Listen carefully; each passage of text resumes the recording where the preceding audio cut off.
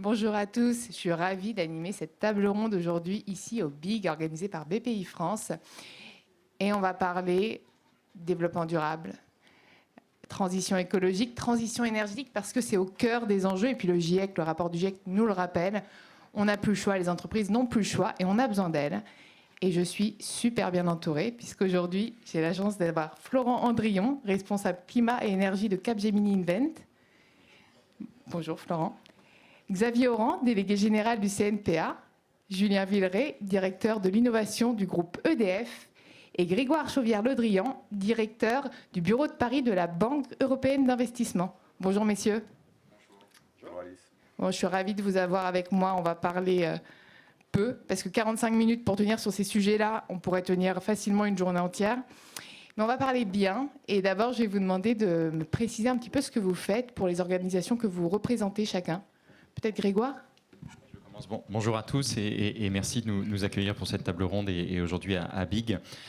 En deux mots, donc la BEI, c'est la Banque européenne d'investissement, c'est la banque de l'Union européenne qui investit donc sur des priorités de politique publique à 90% au sein de l'Union européenne et 10% aussi au-delà des frontières. J'ai la chance de représenter cette banque, cette institution en France, basée à Paris. Et cette banque, elle est d'autant plus intéressante qu'elle a l'ambition et qu'elle a déjà commencé à devenir la Banque européenne du climat. Et donc on investit, on a doublé, on aura le temps d'en reparler, mais on investit massivement et majoritairement maintenant dans les projets qui ont un impact positif sur le climat. Allez, j'enchaîne. Donc moi, je représente EDF, je m'occupe de l'innovation chez EDF et globalement, notre sujet, et j'imagine que vous le partagez tous, c'est le net zéro 2050 parce que l'énergie, c'est évidemment un des aspects clés de la neutralité carbone. On sait globalement, c'est même par l'énergie qu'on va réussir à décarboner le monde et par l'électricité. Je crois qu'il n'y a plus de débat sur ce sujet-là. On veut se débarrasser des fossiles et on veut électrifier les usages. Donc nous, globalement, on investit à peu près 600 millions d'euros en R&D par an. On a un fonds d'investissement dans les startups de 250 millions d'euros et on rajoute 60 millions d'euros par an pour faire émerger des innovations qui, d'après l'Agence internationale de l'énergie, donc c'est une source totalement indépendante, globalement, ne sont qu'à moitié disponibles aujourd'hui pour arriver à la décarbonation 2050. Dit autrement, on a encore la moitié du chemin à faire en termes d'innovation, en termes d'invention technologique, pour pouvoir décarboner le monde tel qu'on le souhaite tous en 2050. Donc voilà, l'innovation, ça sert à ça sert à éviter qu'on rate notre objectif de 2050, en tout cas pour le compte d'EDF sur l'énergie.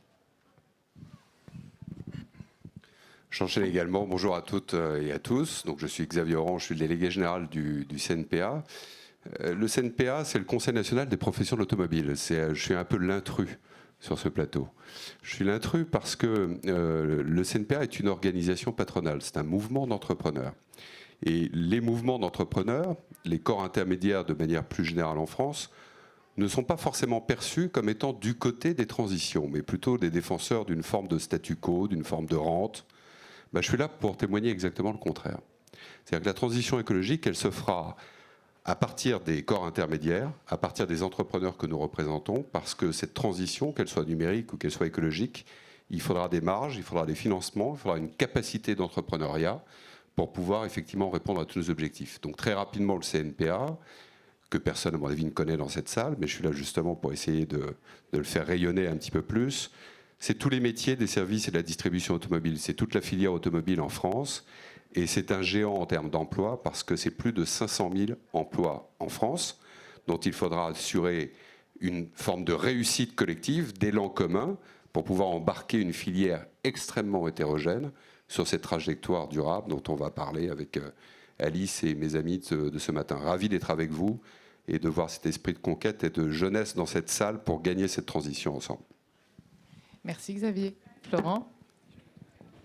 Bonjour à tous, Florent Andrion, moi je dirige l'équipe Climat et Énergie chez Capgemini Invent, qui est la marque de conseil en stratégie et transformation du groupe Capgemini.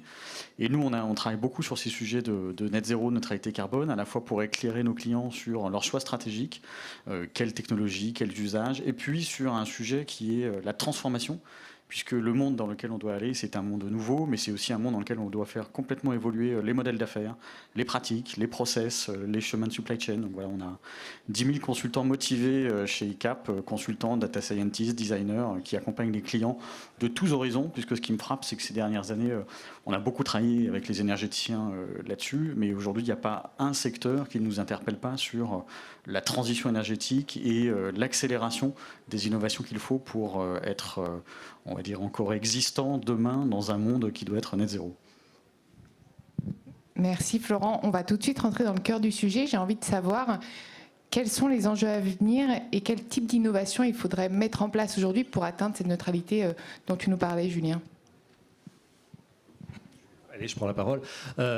Évidemment, on n'aura pas assez de temps pour tous les citer. L'enjeu, je l'ai dit, c'est la décarbonation du monde et c'est arrêter de parler et plutôt agir, en fait. Parce que globalement, c'est bien gentil, on en parle beaucoup de tous ces sujets-là, en particulier depuis la COP21. Mais enfin, concrètement, agir, c'est quoi? Agir, c'est, et pardon d'être un peu déceptif en disant ça peut-être, mais c'est pas les petits gestes du quotidien qu'on peut tous faire. Évidemment, c'est très important. Évidemment, il faut qu'on ait tous notre gourde et tout. Enfin, c'est pas ça qui va sauver le monde. Ce qui va sauver le monde, c'est tout ce qui permet de décarboner massivement.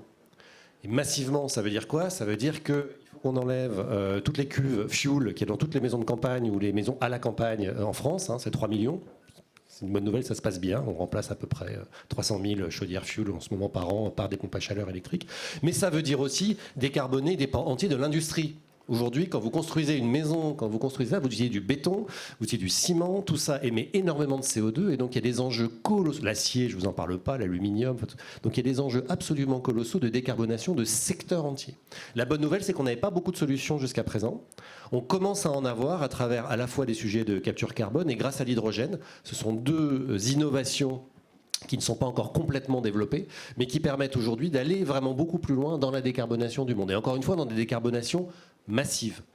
C'est, je crois, un élément très important d'innovation qu'on peut apporter au marché. Et puis, il y a toute la dimension digitale, parce qu'en fait, on sait tous que dans le digital, on a une promesse d'optimisation et que l'optimisation des flux de chaleur, de froid, de ventilation dans les bâtiments font partie des solutions qui vont nous permettre de consommer beaucoup moins. Et donc consommer moins, c'est consommer mieux et donc c'est émettre beaucoup moins de CO2. Donc on a beaucoup de solutions autour de l'intelligence artificielle en particulier, des capteurs plus de l'intelligence artificielle qui vont venir automatiser finalement de la gestion de bâtiments pour permettre d'avoir des émissions de CO2 moindres. Je pourrais vous parler de la mobilité électrique, je pourrais vous parler de plein d'autres sujets, mais encore une fois, je pense que s'il faut comprendre quelque chose, c'est que les petits pas, c'est très bien, mais à un moment, si on veut atteindre les objectifs, il faut aller dans le massif. Et dans le massif, ça veut dire qu'il faut aller à la source des émissions carbone. Et donc arrêter d'utiliser du pétrole, arrêter d'utiliser du gaz. Peut-être que pour la mobilité électrique, Xavier, tu veux peut-être ajouter quelque chose ? On peut parler pendant très longtemps de la mobilité électrique. L'important, je pense que le climat ne soit pas électrique, sans jeu de mots, quand on parle de mobilité. Pourquoi ? Julien parlait à l'instant d'effets massifs et tu as parfaitement raison. La mobilité exprime parfaitement cette échelle, parce que cette échelle est absolument considérable. Dans le monde, il y a plus d'1 milliard de véhicules qui circulent. En France, on parle souvent des immatriculations de véhicules neufs, parce que c'est un indicateur de marché qui est premier, mais ce n'est pas le seul. Il y a, sur les bonnes années, vous pouvez compter à peu près 2 millions, très bonnes années, d'immatriculation de véhicules neufs en France. Mais c'est un peu l'arbre qui cache la forêt. La forêt, c'est un parc qui roule, qui est de plus de 40 millions d'unités. Et sur ce parc, pour prendre que l'exemple français, 20% des véhicules roulants sont à l'origine de 80% des émissions qu'il faut effectivement pouvoir éliminer sur le moyen et sur le long terme. Donc les enjeux sont absolument considérables, en particulier quand on prend un pas de recul et quand on regarde le monde, parce que la France, ce n'est finalement que 1% des émissions de CO2 dans le monde. Donc il faut regarder les choses sous le grand angle, sur un grand angle. Eh bien, les besoins de mobilité dans le monde, dans les 20 prochaines années, vont être multipliés par deux. Contrairement à ce que l'on peut imaginer. Donc ça donne bien l'échelle à laquelle il faut raisonner, à la fois sur un plan global, mais aussi sur un plan national, pour éviter aussi que cette transition, dont on parle beaucoup, à juste titre bien entendu, ne signifie pas non plus une rupture avec la population. Je crois que dans le mot transition écologique, ce qui est important, c'est aussi le mot transition. Je pense qu'on est tous d'accord sur le point qu'il faut viser, c'est-à-dire l'objectif.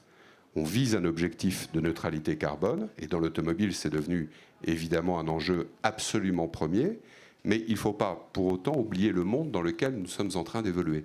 Et donc, toute la difficulté pour l'industrie de l'automobile et des mobilités, c'est d'être sur cette ligne de crête et de pouvoir dégager suffisamment de marge qui permettront aux constructeurs, aux équipementiers, mais aussi à l'ensemble de la filière, de pouvoir réussir cette transition sur un plan collectif. Si on ne la réussit pas, il y a une casse sociale qui peut être absolument tragique, en France, en Europe en particulier. Et puis, comme l'a écrit dans une tribune notre ministre de l'économie, je crois hier ou ce matin, je l'ai vu sur mon mail ce matin, il faut faire très attention à ce que cette transition écologique ne soit pas à l'origine de ruptures violentes au niveau de l'acceptation de la population. Je pense qu'il y a deux choses qu'il faut avoir bien en tête quand on parle d'automobile. Ce sont des investissements qui sont considérables, c'est-à-dire on parle de centaines de milliards d'euros qui vont être mobilisés sur les 4 à 5 prochaines années, pas à 20 ans, c'est les 4 à 5 prochaines années. Et donc il faut trouver une trajectoire durable. Mais trajectoire durable, c'est une trajectoire qui soit d'abord soutenable sur un plan industriel et sur un plan économique. Et c'est aussi une trajectoire qui doit être acceptable au niveau des clients, que ce soit des particuliers ou que ce soit bien naturel, et évidemment des entreprises. Donc les enjeux dans la mobilité sont extrêmement puissants. Et pour prendre une formule, pour prendre une image, parce que les choses sont évidemment beaucoup plus complexes que la formule que je vais utiliser, mais pour faire simple, en France, et un peu plus largement qu'en France, on est un pays constructeur de tradition historique, un pays co-inventeur en tout cas de l'automobile. On a dominé cette histoire automobile pendant des décennies. Les choses sont clairement sur un point de rupture et d'accélération absolument sidérante sur le plan des technologies comme sur le plan des attentes contemporaines en termes de défis environnementaux et climatiques. Et l'enjeu, c'est de passer d'un pays constructeur, d'un pays de l'automobile, à la nation des mobilités du XXIe siècle. C'est extrêmement difficile à faire. On aura besoin de beaucoup de compétences qui sont en grande partie déjà autour de cette table, et puis certainement dans la salle, pour pouvoir relever un défi qui a de très, très multiples dimensions. Merci Xavier. Du coup, Florent, est-ce que tu as envie d'ajouter quelque chose ? Écoute, moi je rejoins effectivement ce qui vient d'être dit. Il ne faut pas faire preuve d'angélisme ou de naïveté sur la transition énergétique. C'est un objectif suprême qu'on doit tous viser. Et la réalité, c'est que il va y avoir un coût à cette transition. Je pense que tout le monde le dit. La question, c'est comment on rend ce coût acceptable et supportable par tous. Et puis le deuxième point, c'est qu'effectivement, on a un point de vue très franco-français, nombriliste. On vit dans un monde qui, par ailleurs, a aussi besoin de développer l'accès à l'énergie. Le développement économique et le développement humain est très corrélé à l'accès à l'énergie. Et donc l'autre enjeu, et je rejoins ce que disait Julien, c'est aussi de décarboner l'énergie. Donc on voit en ce moment une vague d'investissement, de transformation significative de la part des entreprises. Il y a un sujet de coût, on parle beaucoup en ce moment des prix du gaz, les LEC, qui explosent, avec beaucoup d'inquiétudes légitimes de la part des populations, comment on va pouvoir passer ce coût. Mais il y a aussi un rôle important, que d'ailleurs qu'on retrouve dans le paquet Fit for Net Zero européen, qui est de faire aussi évoluer les réglementations, les usages, pour créer à la fois le choc de demande, pour mettre à l'échelle les innovations qui sont disponibles mais pas encore à l'échelle, qui permettent de décarboner, mais aussi mettre en place les réglementations qui vont accompagner les citoyens, qui vont permettre des nouveaux modèles d'affaires et qui font qu'on va pouvoir créer de la valeur dans les différentes filières et financer ces innovations. Et puis le dernier point peut-être que je voudrais ajouter, c'est je pense qu'il y a aussi un sujet de filière que l'on voit émerger.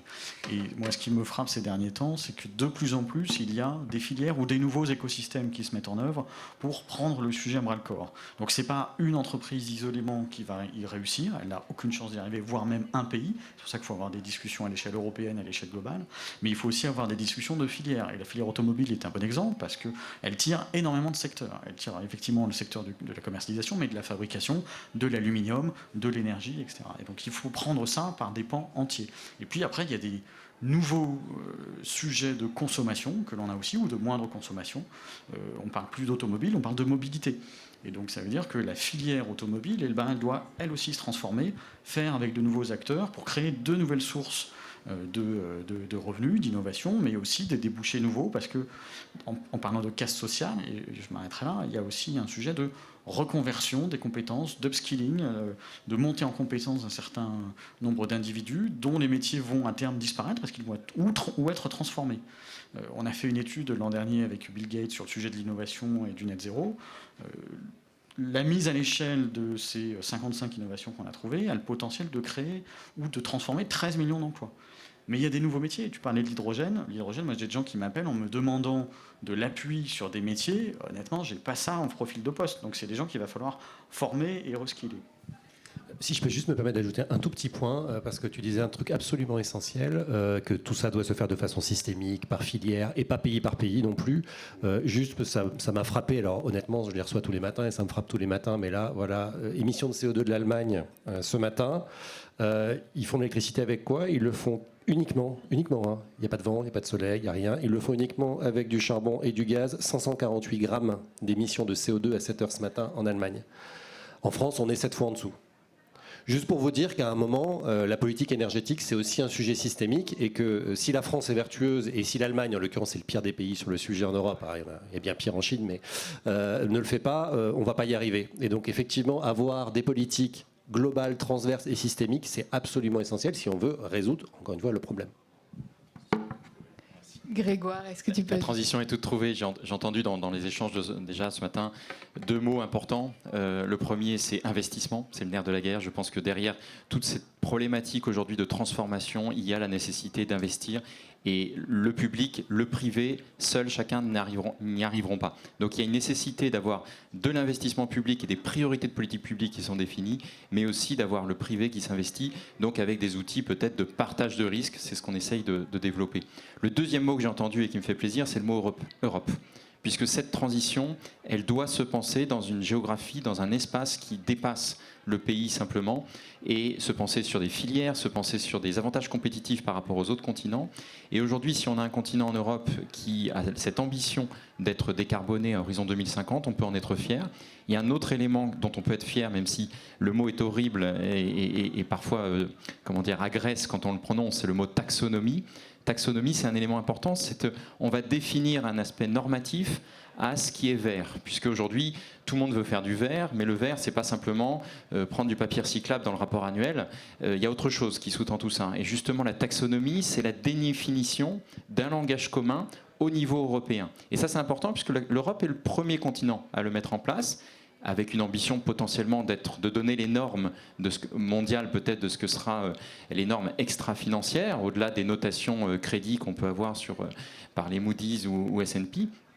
On va peut-être être en amont de phase pour pouvoir proposer une définition normative de ce qui est vert, de ce qui est compatible avec l'environnement.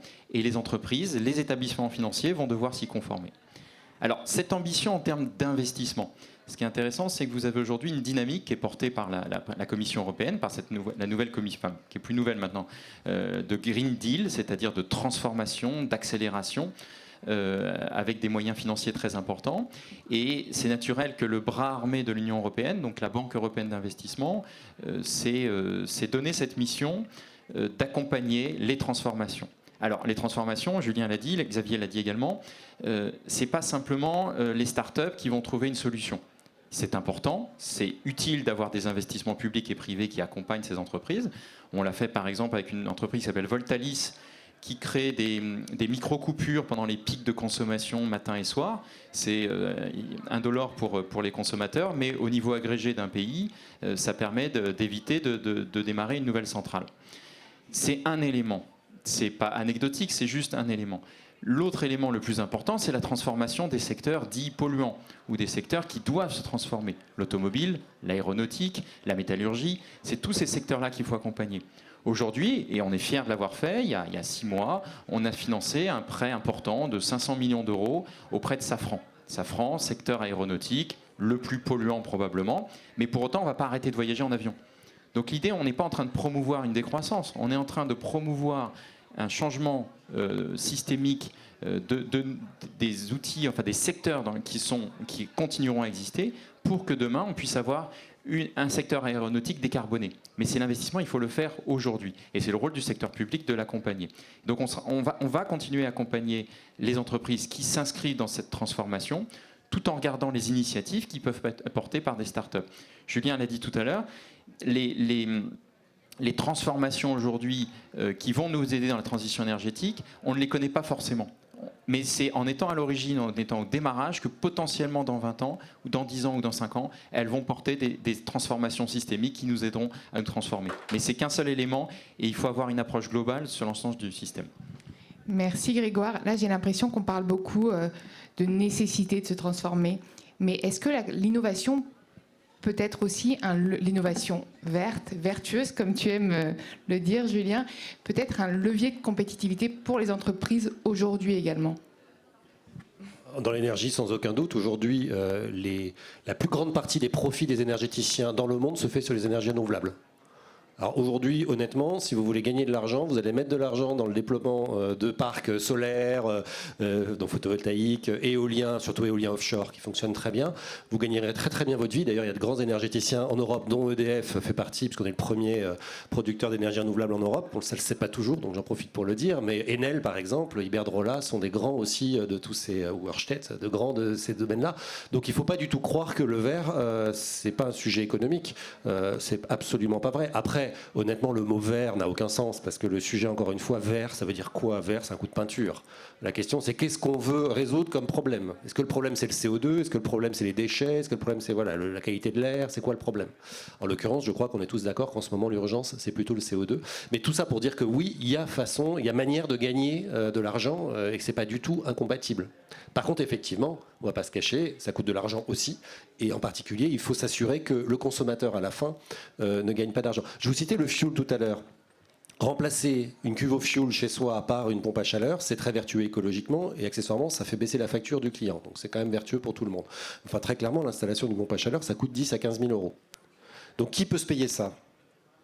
Sans subvention, pas grand monde. On a la chance quand même, il faut le dire, de vivre dans un pays et sur un continent où il y a énormément de subventions. En l'occurrence en France, il y a MaPrimeRénov', si vous ne connaissez pas, vous pouvez aller voir sur Internet, qui permet justement de s'installer, de se verdir soi-même, pour utiliser le mot vert, de façon quasi indolore.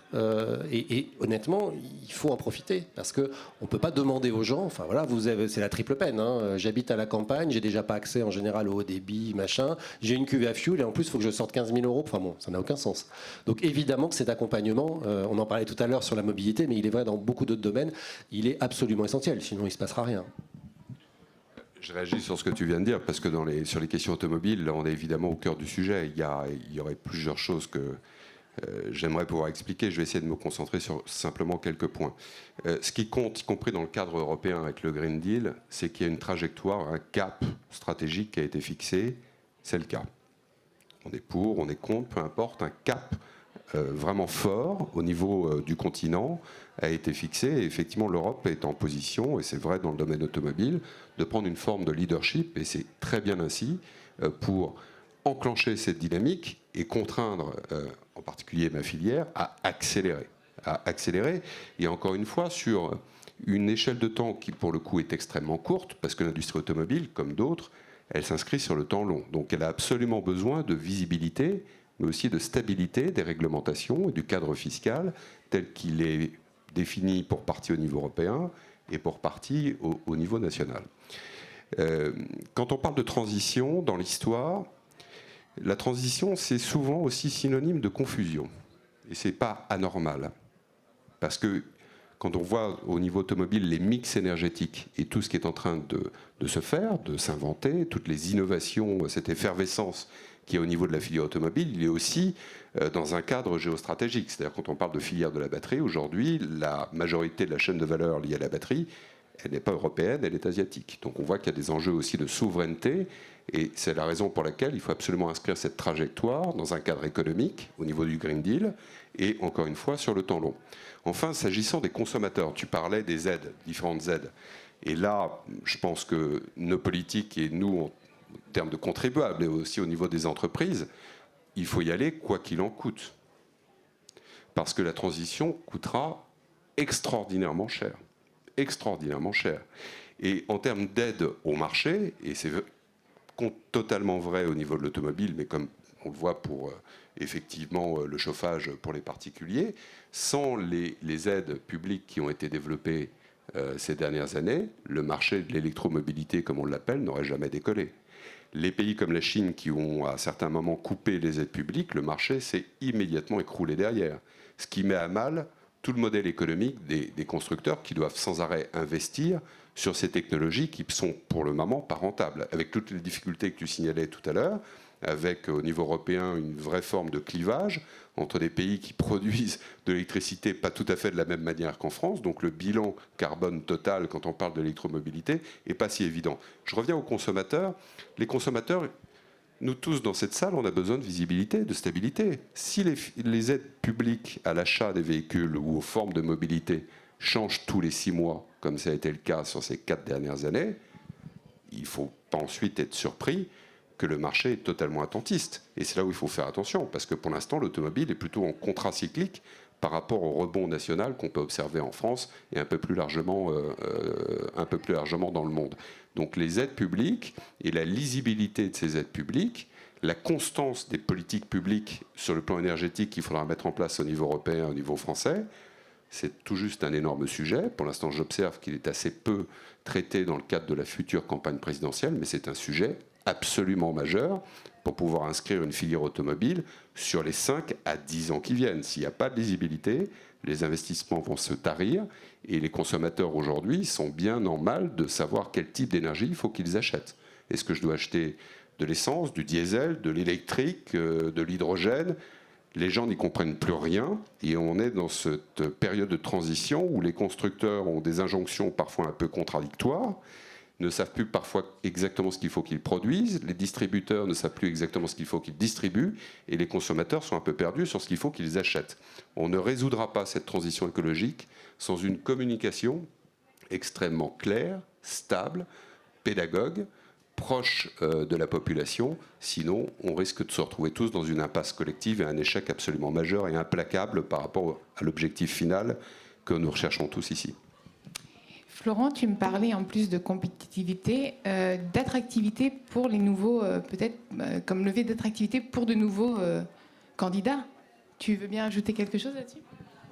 Peut-être juste revenir un point sur la compétitivité, parce que ce qui est dit est très vrai. Après, encore une fois, pas d'angélisme. Il y a des secteurs qui sont plus en front que d'autres. L'énergie l'est, l'automobile maintenant l'est clairement. Et puis il y a d'autres secteurs pour lesquels, oui, ça va être un sujet de compétitivité. Tout le monde investit plus ou moins un peu d'argent dans de la R&D verte ou dans des sujets de décarbonation, mais ne bascule pas nécessairement dans la mise à l'échelle de ces solutions parce qu'il n'y a pas encore les modèles économiques. Quand on parle des marchés de commodités, l'acier, le ciment, ces gens-là, ils ont très très envie de se décarboner. Ils sont par nature pas de mauvaises personnes, mais on est sur des marchés mondiaux. Et donc, ces innovations, elles ont un surcoût. Elles surenchérissent le coût de ces matériaux. Et donc, si personne ne veut les payer, s'il n'y a pas les mécanismes de marché pour les payer, on ne les mettra pas à l'échelle. Donc oui, c'est un sujet de compétitivité. On vend plein de missions pour réfléchir à nos clients sur le produit de demain, le service de demain, qui soit vertueux, l'économie circulaire, etc. La question, c'est la mise à l'échelle. Et dans certaines filières, ça sera plus long que d'autres. Et puis, soyons pas naïfs non plus. Il y a des entreprises qui prennent le sujet à bras-le-corps, et puis il y en a d'autres qui ne le feront que quand elles seront forcées par la réglementation. Donc on voit bien qu'il y a un triptyque entre le poids du consommateur, et ça, c'est ce que nous, on fait tous, le poids du réglementaire, qui est quand même pas négligeable, et puis il y a le poids du financier. Et là, moi, je suis frappé, les fonds où les investisseurs institutionnels commencent à vraiment maintenant soulever le capot, à demander vraiment des explications très détaillées, pas parce qu'ils sont devenus des écologistes convaincus, parce qu'ils veulent savoir la valeur des actifs dans lesquels ils ont investi, si cette valeur va continuer d'évoluer et de progresser, ou s'ils ont investi dans une boîte qui, dans 5, 10 ou 15 ans, ne vaudra plus rien. Pourquoi tous les énergéticiens basculent dans le renouvelable ? Certes, il y a des rentabilités intéressantes, mais aussi parce que quand il n'y a plus de charbon, quand il n'y a plus de pétrole, les actifs résiduels, ils valent zéro. Donc en tant qu'investisseur, on veut investir dans des choses qui valent quelque chose. Donc on est quand même dans un monde économique. Donc ça, voilà, je pense qu'il n'y a pas d'angélisme là-dessus. Sur l'autre point, nous, on est à peu près 300 000 dans le monde. On recrute énormément tous les ans. Cette année, on a dû recruter 20 000 personnes dans le monde, donc c'est considérable. Il n'y a pas un candidat ou un jeune diplômé qui intègre le groupe qui ne nous interpelle pas sur nos valeurs, sur qu'est-ce qu'on fait, nous, Capgemini, on est une boîte d'IT. L'IT, c'est pas l'aérien, mais c'est souvent cité comme un secteur qui est fortement émetteur de carbone. Qu'est-ce qu'on fait, Capgemini, pour réduire nos émissions? Qu'est-ce qu'on fait pour contribuer positivement à la planète, etc. Donc ça devient un vrai facteur, non seulement d'attractivité, mais les gens ne viennent plus s'ils n'y trouvent pas une alliance entre leurs valeurs, leurs vertus et les actions d'entreprise. Donc on n'y échappe pas, et je crois que c'est vrai dans plein de boîtes. Hein. Il y a plein d'entreprises aujourd'hui qui voient des talents partir pour ces raisons-là, et pour aussi la volonté de prendre le sujet à bras-le-corps, de créer des boîtes, ou d'aller dans des entreprises qui effectivement ont des actions en la matière. Donc nous, on a mis ça au cœur de notre plan stratégique, pour nous décarboner, nous, même si Capgemini a une boîte de service. Donc cette année, c'était facile, hein, on a dû faire moins 80 ou moins 90% d'émissions. On ne voyage plus. C'est l'essentiel de nos sources d'émissions. Mais surtout, qu'est-ce qu'on fait pour accompagner nos clients, accompagner les collectivités, que ce soit sur des prestations ou même sur des contributions pro bono. Voilà. Donc c'est un sujet d'attractivité majeur, et c'est vrai en France, mais on est très présent à l'étranger, et notamment en Inde, où on a plus de 100 000 collaborateurs. En Inde, ils le vivent, la transition énergétique et l'impact climatique, ils le vivent encore plus fortement que nous. L'air est difficilement respirable certains jours, certains endroits. Donc c'est un enjeu de survie presque immédiat. Grégoire, est-ce que tu veux ajouter quelque chose? Alors, peut-être deux éléments en réaction sur le carbone. Le premier, c'est, vous avez mentionné la question de la compétitivité. Ce qu'il faut savoir, c'est qu'aujourd'hui, au niveau européen, alors pour s'en rentrer dans le détail, mais on a lancé il y a eu un grand plan d'investissement, de relance par l'investissement qui a été lancé suite à la décision de juillet 2020 avec la mutualisation de la dette. Et il y a une partie de ce grand plan de 750 milliards qui va venir en subvention et qui va venir abonder chacun des plans nationaux. En France, c'est le plan France Relance de 100 milliards d'euros qui va être abondé par 40% de subvention, c'est à peu près 40 milliards d'euros. Cette subvention, elle vient d'où? Elle vient, a priori, de l'idée de création de ressources propres de la Commission. Et parmi ces ressources propres, il y a en particulier des éléments qui sont propres à la pollution et au climat.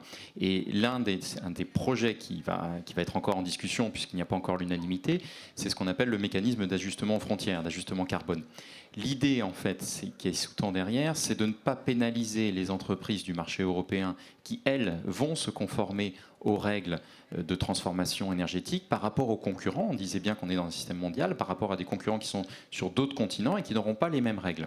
Et donc, pour modifier pour cette compétitivité, pour garantir la compétitivité des entreprises européennes, l'idée est d'avoir un mécanisme d'ajustement aux frontières qui va taxer les entreprises non européennes qui ne se conformeraient pas par elles-mêmes à cette ambition que l'Europe est en train de porter. Alors c'est un ajustement réglementaire, c'est pas tout à fait libéral, on ne laisse pas faire le marché, mais justement on a biaisé le marché parce qu'on a un objectif de politique publique, et l'idée derrière c'est de compenser la baisse potentielle de compétitivité dans un premier temps des entreprises européennes par un ajustement aux frontières pour les entreprises qui importeraient des produits manufacturés qui n'auraient pas subi ou qui n'auraient pas suivi les mêmes règles. Premier élément carbone. Deuxième élément carbone par rapport à l'activité de la Banque européenne. Ce qui est intéressant dans les projets que l'on finance, que l'on accompagne, on n'est jamais seul dans le financement des projets, mais on va essayer d'évaluer pour chacun des projets, on le fait depuis le départ, à la fois l'élément financier, c'est-à-dire est-ce que la contrepartie a les capacités de nous rembourser, ça c'est le rôle d'un banquier traditionnel, mais on a un objectif aussi sur l'impact que le projet aura sur son territoire. Et à ce titre, donc, on étudie l'impact social et bien sûr l'impact environnemental. Et pour qualifier l'impact environnemental, on a intégré dans notre modèle d'analyse de la rentabilité du projet un coût de la tonne carbone qui est prédéfini et qui va surtout être croissant. C'est-à-dire qu'aujourd'hui, on est autour de 60-70 $ la tonne de carbone émise. Dans 10 ans, on sait déjà que quelle que soit l'évolution du marché du carbone, on a planifié x10, c'est-à-dire que la tonne carbone, elle sera à 800 $. C'est-à-dire que pour qu'un projet qui est émetteur de carbone puisse être financé par de la ressource publique européenne, il faut qu'il ait ce qu'on appelle des externalités positives extrêmement élevées pour pouvoir justifier que nous allons l'accompagner, que nous allons le financer. Donc on intègre cet élément négatif en termes d'émissions carbone et on l'intègre dans une dynamique extrêmement croissante, c'est-à-dire qu'on donne un prix qui va progresser énormément dans les prochaines années pour potentiellement accompagner les promoteurs vers des solutions plus vertueuses, accompagner des changements de mentalité et orienter clairement les financements publics européens vers des projets qui ont un impact le plus positif possible. Merci Grégoire. J'aimerais laisser quelques minutes après de questions au public, mais j'ai envie de poser la première parce que je pense qu'elle va vous l'être posée. Vous aviez parlé, enfin, surtout toi Julien, d'une neutralité carbone à horizon 2050. Donc c'est quand même très loin quand on a un rapport du GIEC qui est aussi éco-anxiogène, dirons-nous. Voilà, nouveau terme dans le dictionnaire. Pourquoi on ne peut pas aller plus vite? Quelles sont les limites en fait et les obstacles que vous rencontrez aujourd'hui? Les limites, elles sont de deux ordres. Hein. J'allais dire, si on regarde la France, et ça n'a aucun sens de regarder la France, parce qu'on vit sur une planète, ça ne vous aura pas échappé. Donc il y a plein de pays, il y a plein de politiques, comme je disais, il n'y a pas d'approche systémique de ces questions-là. Mais c'est évidemment très compliqué, c'est évidemment très coûteux, et on est sur des cycles. Je parlais d'industrie tout à l'heure, mais on est sur des cycles dans l'énergie, mais c'est vrai dans les transports lourds, c'est vrai dans plein de domaines, qui sont très longs. C'est-à-dire qu'on ne révolutionne pas un process, un business model, etc. Immédiatement. Ça prend 10 ans, 15 ans, 20 ans. Donc on a besoin d'une génération quasiment pour faire évoluer certains process et certaines innovations. Donc oui, ça prend beaucoup de temps. La réalité, c'est qu'en plus aujourd'hui, enfin je vous l'ai dit, on ne sait pas en fait si et comment on va arriver à cet objectif zéro carbone en 2050. Donc ça, c'est la partie, j'allais dire, je vous ai tous déprimés en disant ça. Et en même temps, la partie positive, c'est que globalement, quand on fait des prédictions de ce genre, on se plante tout le temps. Tout le monde se plante tout le temps. On connaît dans l'aérospatiale des gens brillants qui nous ont expliqué, positivement, des gens qui nous ont expliqué que jamais on pourrait avoir des lanceurs qui reviendraient, que jamais on pourrait diviser les coûts par 10, éventuellement par 2 si on était bon dans les 15 ans qui viennent. Bon, est arrivé SpaceX, une rupture sur le marché, vous l'avez vu, et tout ça s'est fait complètement disrupter en quelques années. Dans à peu près tous les marchés, il nous arrive souvent d'avoir de bonnes surprises. Et donc, moi, je ne suis pas du tout en train de dire qu'on ne va pas y arriver. Je dis juste, pardon de me répéter, qu'aujourd'hui, à peu près la moitié de ce dont on a besoin pour arriver à cet objectif, on ne l'a pas encore trouvé. C'est tout le sens de l'innovation, c'est tout le sens des financements de l'innovation, c'est tout le sens de ces filières qui s'organisent pour progresser. De la régulation aussi, on parle évidemment du prix du carbone qui est un sujet absolument majeur, mais vraiment absolument majeur. Mais on parle aussi de la réglementation, par exemple sur la mobilité. On peut dire ce qu'on veut de la filière automobile ou des filières automobiles européennes. Elles se sont pris un mur parce que c'était évidemment des objectifs très importants qui leur sont donnés et ils ont relevé le défi. Enfin, quand on regarde les annonces, je ne suis pas du tout un expert du secteur, mais quand je vois les annonces tout simplement des constructeurs français, de Volkswagen, etc., tous ces gens-là ont gagné 10 ans probablement sur le plan initial. C'est-à-dire gagner 10 ans en 2 ans, moi j'appelle ça une accélération. Donc je pense qu'il ne faut pas non plus être absolument négatif. On ne peut pas écrire l'histoire maintenant, donc je ne peux pas vous dire si on va y arriver en 2050, peut-être même qu'on y arrivera avant, j'en sais rien. Mais en tout cas, il faut vraiment qu'on innove, il faut vraiment qu'on pousse le bouchon un peu plus loin. Il faut qu'on développe des compétences. Tu parlais d'hydrogène tout à l'heure, c'est évidemment une des grandes compétences en développement. Mais dans le monde de l'automobile, on entend beaucoup de constructeurs dire moi finalement, je vais devenir à 80% un codeur, un fabricant de software. Parce que le logiciel, c'est ça qui va faire la différence dans mes voitures électriques demain. C'est un changement de modèle complet. Enfin, on ne change pas comme ça du jour au lendemain. Et pourtant, les constructeurs ont investi tous dans vraiment des équipes très, très développées sur la question du logiciel, donc du numérique. Donc, bref, tout ça pour dire que je me garderai bien de dire ce qui va se passer parce que je ne suis pas du tout Nostradamus.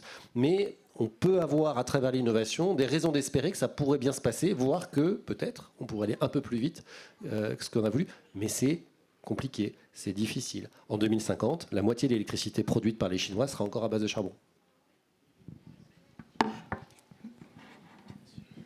Je voudrais juste ajouter quelque chose, parce que l'exemple de SpaceX est assez révélateur, et l'impact de M. Musk sur la filière automobile aussi. Et à cet égard, on voit bien du coup le rôle des innovateurs pour perturber les cycles traditionnels et venir les disrupter complètement. Alors on a beaucoup utilisé ce terme disruption dans les années digitales. Je pense qu'on a la même vague devant nous. Moi, on travaille pour des gens qui montent des startups qui sont complètement dingues. On a des gens qui viennent voir en disant on a une idée dingue et aidez-nous, vous les consultants, vous savez passer à l'échelle. Et les gens ne viennent plus nous voir pour qu'on les aide à monter des startups, ça ils n'ont pas besoin de nous, il y a des fonds, il y a plein de gens, mais pour passer à l'échelle.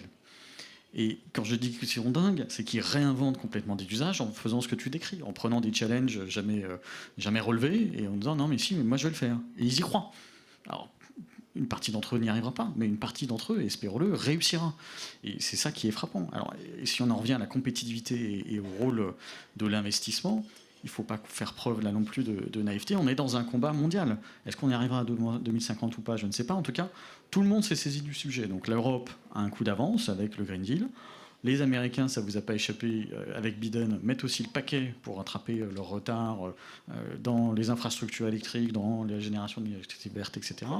La Chine y va aussi de manière très très franche. Donc l'enjeu qu'on aura aussi en Europe, c'est de s'assurer que toutes les clean tech que l'on est capable de générer, d'accompagner, créent de la valeur en Europe. Je crois que l'an dernier, 5 milliards d'euros a été investis dans les clean tech européennes, ce qui est déjà énorme, parce que c'est 7 fois de plus que depuis 2011, donc c'est un chiffre considérable. Mais il n'y a que 20% de fonds européens qui ont été mis dans ces clean tech. Le reste, il vient de l'Asie, il vient de l'Amérique du Nord, etc. Donc assurons-nous aussi, en termes de compétitivité, d'aider nos clean tech et devenir des géants nationaux, des géants mondiaux. Et pour ça, il faut créer les chocs de demande. Et ça, c'est aussi ça qui fait qu'on y arrivera probablement. Et donc il faut aider les innovateurs des startups, mais aussi des grands groupes, à mettre leurs solutions à l'échelle et donc accompagner les consommateurs dans le fait de générer cette demande. Si tu me permets de rebondir, il y a plusieurs points. Parce que je suis ravi, parce qu'on voit bien que l'automobile est au carrefour de tous ces enjeux. C'est vraiment une des industries, c'est naturellement pas la seule, mais qui est finalement plutôt en avance de phase. Elle est là où on ne l'attendait pas forcément. Quand on remonte quelques années en arrière, l'industrie automobile européenne était quand même bien empêtrée sur l'histoire du Dieselgate. Et ce Dieselgate a créé clairement une rupture, à la fois sur le plan réglementaire, sur le plan politique, sur le plan énergétique, pour donner déjà un premier coup d'accélération absolument phénoménal, parce qu'il fallait que l'automobile change totalement de registre, d'image, de paradigme. Et puis vous connaissez la suite de l'histoire, où on a connu d'autres formes d'accélération, ce qui nous mène en particulier au Green Deal. Donc l'automobile, comme je disais tout à l'heure, c'est une industrie du temps long, comme d'autres industries, mais sans doute celle-ci plus que d'autres encore. Elle est très connectée aux autres secteurs qui sont représentés ici. Et je pense qu'en termes de méthode de travail, il y a plusieurs choses qui seraient à faire. On change d'échelle, on a changé de tempo, on a changé peut-être de monde, c'est vrai, d'une certaine manière. Et il faut qu'on en tire toutes les conséquences, y compris dans la conception de nos politiques publiques. On a encore des approches qui sont, je trouve, très segmentées, très cloisonné. Il y a l'automobile, il y a l'énergie, il y a encore la filière hydrogène et puis encore autre chose. Il y a des comités stratégiques de filière qui se sont mis en place sous l'impulsion du gouvernement. Et ces comités stratégiques de filière, ce qui me frappe un peu, c'est qu'on n'a pas encore suffisamment la culture de cette transversalité qui est nécessaire pour réussir cette transition qui est avant tout, comme tu le disais tout à l'heure, de nature systémique. Une révolution qui est de nature systémique, il faut avoir des méthodes de travail qui le soient également.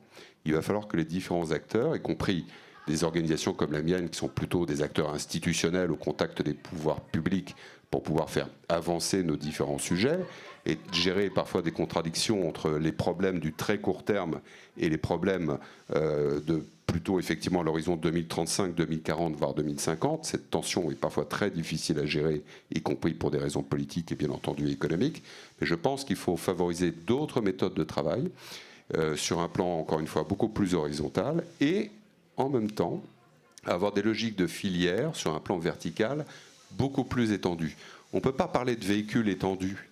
Vous entendez parler de véhicules étendus parce qu'une voiture aujourd'hui, c'est 100 millions de lignes de code. 100 millions de lignes de code. Une voiture qui roule, qui est à l'extérieur, là, qui passe devant Accor Arena. Donc rien qu'avec ce chiffre, on voit bien la hauteur de la vague et que cette vague ne recouvre pas, si je puis dire, que la dimension industrielle du sujet. Il y a aussi une dimension distribution et services qu'il faut intégrer.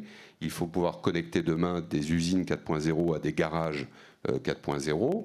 Il faut, sur les 10 ans, opérer une transformation, tu en parlais rapidement tout à l'heure, sur le plan humain et donc des investissements en termes de formation qui vont être colossaux, sinon ça va être facteur de clivage, de rupture, et finalement on n'ira pas au bout, on ne poussera pas notre avantage que nous sommes en train de prendre en termes d'idées d'avance et sur le plan opérationnel dans le cadre de la réussite de la transition écologique. On a beaucoup de travail à faire pour le réussir ensemble. Je pense qu'un changement du cadre global et de la méthodologie sera très important sur les 5 prochaines années. C'est vrai en France, c'est vrai également au niveau européen. Merci Xavier, je suis sincèrement désolée, vous n'allez pas avoir le temps de poser vos questions, donc je vous invite tous à poser vos questions directement sur les réseaux sociaux de BPI France. Vous aviez parlé de mise à l'échelle et d'hydrogène, et moi j'ai le plaisir d'animer une table ronde cet après-midi à 16h sur ces problématiques, donc je vous invite à m'y rejoindre. Une note positive, l'innovation peut changer le monde, messieurs ? Peut-être une note positive, ou en tout cas une ambition. 2050, c'est loin, mais en fait, c'est les décisions qui sont prises maintenant qui permettront de définir ce qui sera en 2050. Donc, c'est l'ambition qu'on porte tous aujourd'hui, collectivement. C'est les ressources qu'on a mises sur la table. On parle aujourd'hui de 1000 milliards européens. C'est toute l'ambition qu'on essaye de porter pour investir aujourd'hui dans cette transition qui permettra d'atteindre la neutralité carbone 2050. C'est un horizon lointain, mais les décisions, elles se prennent maintenant. Merci. Bonne journée, puisque le temps est écoulé. Bonne journée à tous.